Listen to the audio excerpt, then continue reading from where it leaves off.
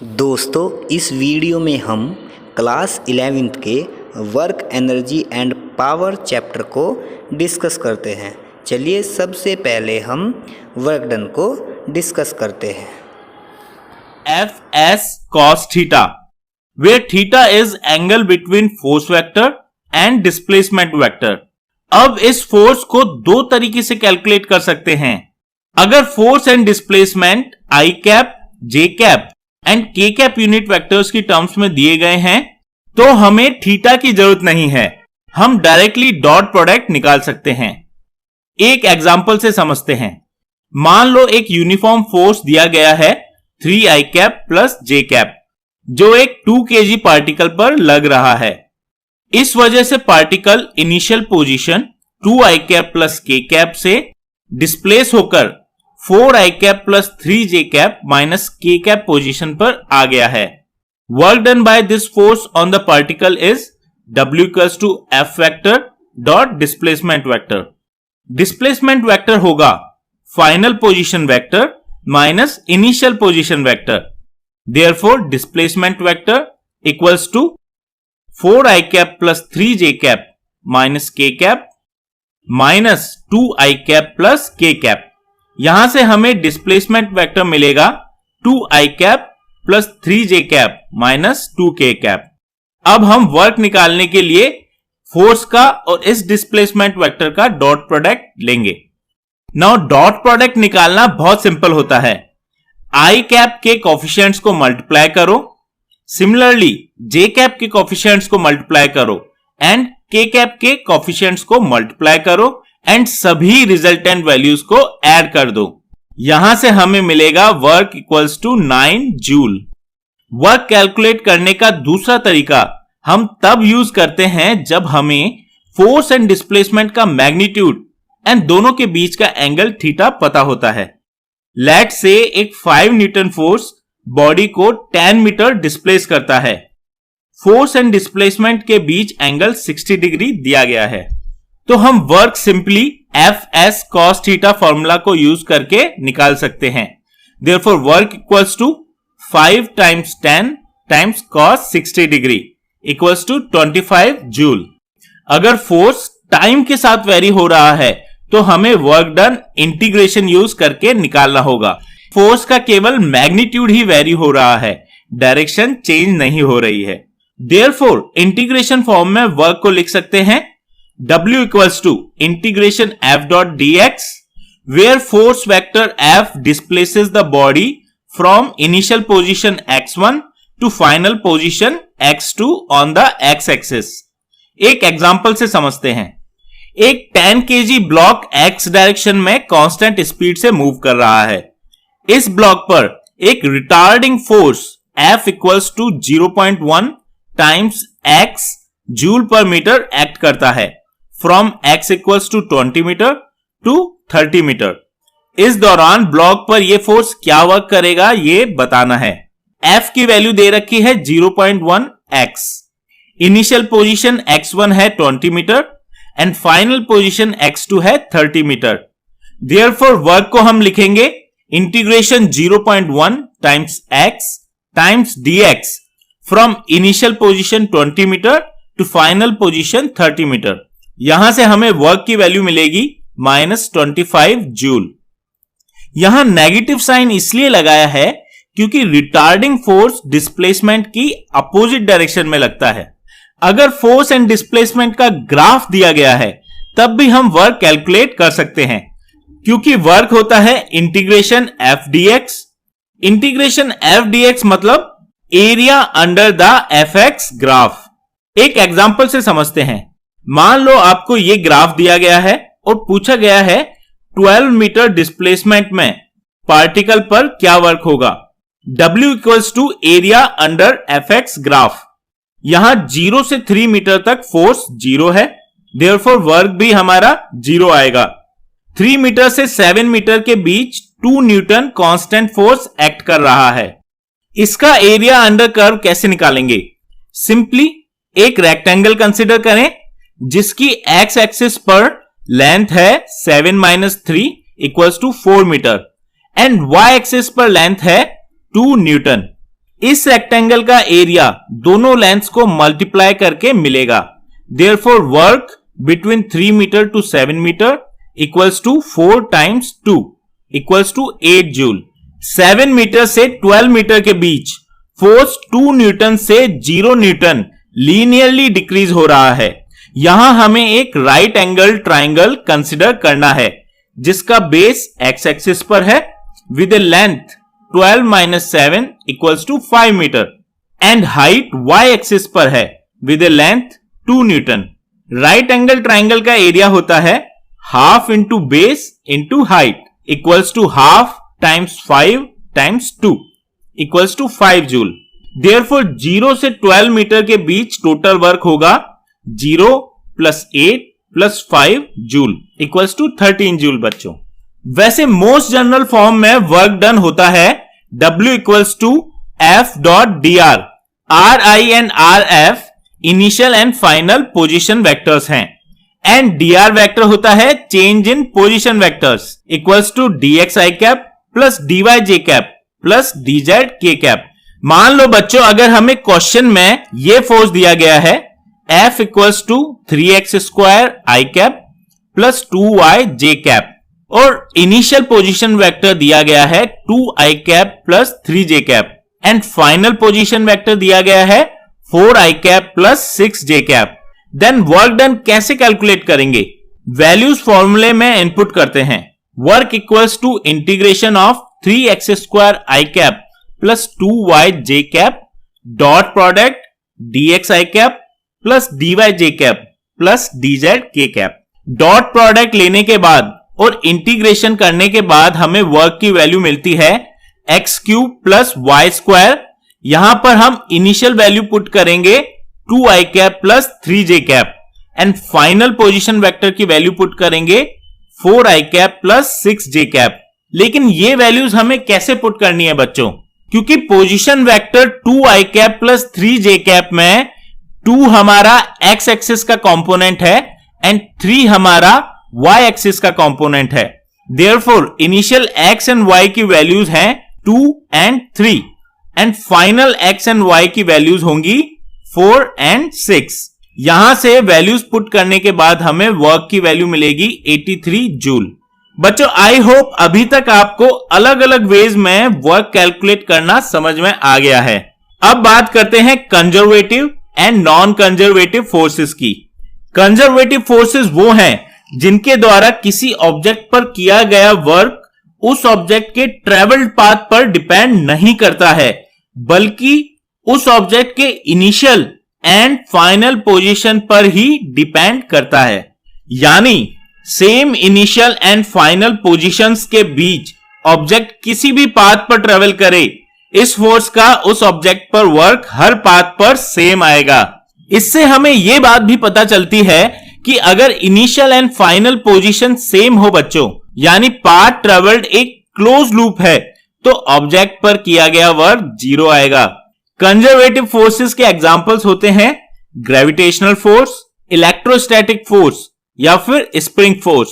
On the other hand non conservative forces का किया गया वर्क पाथ पर डिपेंड करता है और क्लोज लूप्स में इस वर्क की वैल्यू 0 भी नहीं होती। नॉन कंजर्वेटिव फोर्सेस के एग्जाम्पल हैं फ्रिक्शनल फोर्स या विस्कस फोर्स, टेंशन फोर्स या नॉर्मल फोर्स, या अगर हमने कोई फोर्स ऑब्जेक्ट पर अप्लाई किया। बच्चों अब बात करते हैं काइनेटिक एनर्जी की। ऑब्जेक्ट के मोशन की वजह से जो एनर्जी ऑब्जेक्ट के पास है उसे काइनेटिक एनर्जी कहते हैं। इसकी वैल्यू होती है k equals to half mv square. यहां पे m ऑब्जेक्ट का मास है और v उसकी वेलोसिटी है due to its motion. Work energy theorem से हमें पता चलता है कि work done by all the forces, conservative, non conservative, the sum of all these forces is equal to change in the kinetic energy of the object equals to kf minus ki।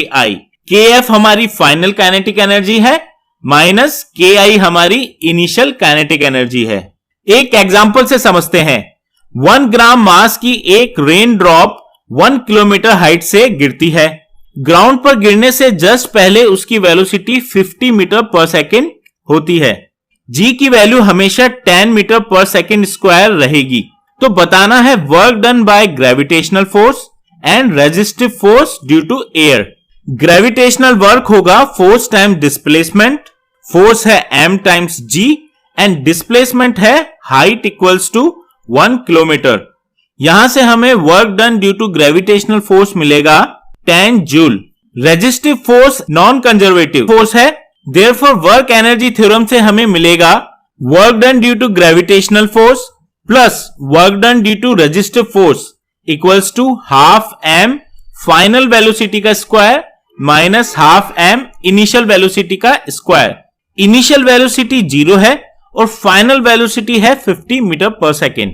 Therefore यहां से हम बच्चों work done due to resistive force निकाल सकते हैं, जिसकी value आती है minus 8.75 joule.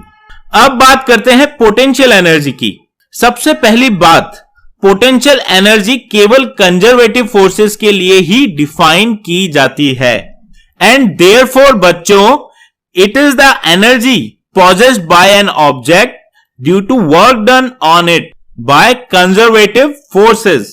For example, gravitational force ने वर्क किया तो ऑब्जेक्ट को मिलेगी ग्रेविटेशनल पोटेंशियल एनर्जी, और अगर इलेक्ट्रोस्टैटिक फोर्स ने वर्क किया तो ऑब्जेक्ट को मिलेगी इलेक्ट्रिक पोटेंशियल एनर्जी। वैसे बच्चों पोटेंशियल एनर्जी की फॉर्मल डेफिनेशन होती है, potential energy of an object और system is the negative of work done by all the conservative forces in bringing it from infinity to present position. Therefore, delta U equals to minus integration f dot dr from infinity to position r equals to minus of work done by all the conservative forces. Delta U होगा UR minus U infinity. And r equals to infinity पर potential energy की value हम 0 assume करते हैं, therefore हम लिख सकते हैं u r equals to minus integration f dot dr from infinity to position r। बच्चों इसे डिफरेंशिएशन की फॉर्म में भी लिख सकते हैं, force F equals to minus du by dr। अब बात करते हैं बच्चों इक्विलिब्रियम्स की। अगर बॉडी पर नेट फोर्स 0 है तो हम कह सकते हैं बॉडी इक्विलिब्रियम में है, लेकिन ये 3 टाइप्स के इक्विलिब्रियम में हो सकती है, stable equilibrium, unstable equilibrium and neutral equilibrium. मान लो 3 बॉल्स हैं, एक बॉल एक स्फेरिकल शेल के अंदर रखी है, दूसरी बॉल स्फेरिकल शेल के ऊपर रखी है और थर्ड बॉल फ्लैट ग्राउंड पर रखी हुई है। तीनों बॉल्स पर हम देख सकते हैं नेट फोर्सेस 0 हैं, यानी तीनों बॉल्स इक्विलिब्रियम में हैं। अगर फर्स्ट बॉल को स्लाइटली डिस्प्लेस करें तो वो ऊपर जाएगी बट वापस ओरिजिनल पोजीशन पर आ जाएगी। ऐसे इक्विलिब्रियम को स्टेबल इक्विलिब्रियम बोलते हैं। जब बॉल को इक्विलिब्रियम पोजीशन से डिस्प्लेस करने पर वो वापस उसी पोजीशन पर आ जाए। सेकंड केस में अगर बॉल को स्लाइटली डिस्प्लेस किया जाए तो बॉल नीचे गिर जाएगी और अपनी ओरिजिनल पोजीशन पर वापस नहीं आएगी। सच इक्विलिब्रियम और कॉल्ड अनस्टेबल इक्विलिब्रियम। जब ऑब्जेक्ट अपनी करंट इक्विलिब्रियम पोजीशन से डिस्प्लेस होने के बाद उस पोजीशन से दूर चला जाता है और वापस नहीं आता। थर्ड केस न्यूट्रल इक्विलिब्रियम का है। इस केस में आप बॉल को कहीं भी शिफ्ट करते जाओ, वो हमेशा इक्विलिब्रियम में रहेगी, एक नए इक्विलिब्रियम पोजीशन पर। ना तो उसकी टेंडेंसी इक्विलिब्रियम पोजीशन पर वापस आने की है, ना ही दूर चले जाने की है। वो जहां जाती है बस अपनी नई इक्विलिब्रियम पोजीशन बना लेती है। बच्चों इन सभी केसेस में मैथमेटिकली अगर बात करें तो क्योंकि नेट फोर्सेस बॉडी पर 0 हैं, therefore F equals to minus du by dr equals to 0 in all the 3 cases. फिर चेंज किस वैल्यू में आता है? डिफरेंस आता है second differentiation of potential energy with respect to position vector की वैल्यूज में। स्टेबल इक्विलिब्रियम में d2u बाय dr2 की वैल्यू पॉजिटिव होती है, अनस्टेबल इक्विलिब्रियम के केस में ये वैल्यू नेगेटिव होती है और न्यूट्रल इक्विलिब्रियम के केस में ये वैल्यू 0 होती है। एक एग्जांपल देखते हैं बच्चों। u की वैल्यू r के टर्म्स में अगर आपको दी गई है, A एंड B यहां पे पॉजिटिव कांस्टेंट्स हैं। तो यहां से हम दो बातें बता सकते हैं, equilibrium position and nature of equilibrium at this position. Equilibrium position पर du by dr की वैल्यू 0 होगी। देयरफॉर यहां हम पोटेंशियल एनर्जी की वैल्यू को डिफरेंशिएट करेंगे r की टर्म्स में और 0 से इक्वेट कर देंगे और हमें r की वैल्यू मिलेगी 2a divided by b। Secondly, nature of equilibrium बताने के लिए हम इसे अगेन डिफरेंशिएट करेंगे और r की value 2a divided by b input कर देंगे। यहां से हमें d2u by dr2 की वैल्यू मिलेगी b to the power 4 divided by 8a cube। Since a and b both are positive values, ये वैल्यू भी पॉजिटिव होगी। पॉजिटिव वैल्यू का मतलब है ये इक्विलिब्रियम स्टेबल होगा। अब बात करते हैं बच्चों law of conservation of mechanical energy की। बच्चों अब हमें पता है change in potential energy equals to negative of work done by all the conservative forces. और वर्क एनर्जी थ्योरम से हमें मिला था work done by conservative forces plus work done by non conservative forces equals to change in kinetic energy. Work done by conservative forces की value replace करने पर हम ये इक्वेशन लिख सकते हैं। यहां से हमें मिलेगा work done by non conservative forces equals to kf plus uf minus ki plus ui। Sum of kinetic energy and potential energy को हम बोलते हैं मैकेनिकल एनर्जी, इसे डिनोट करते हैं कैपिटल E से। Therefore work done by non conservative forces equals to change in the mechanical energy.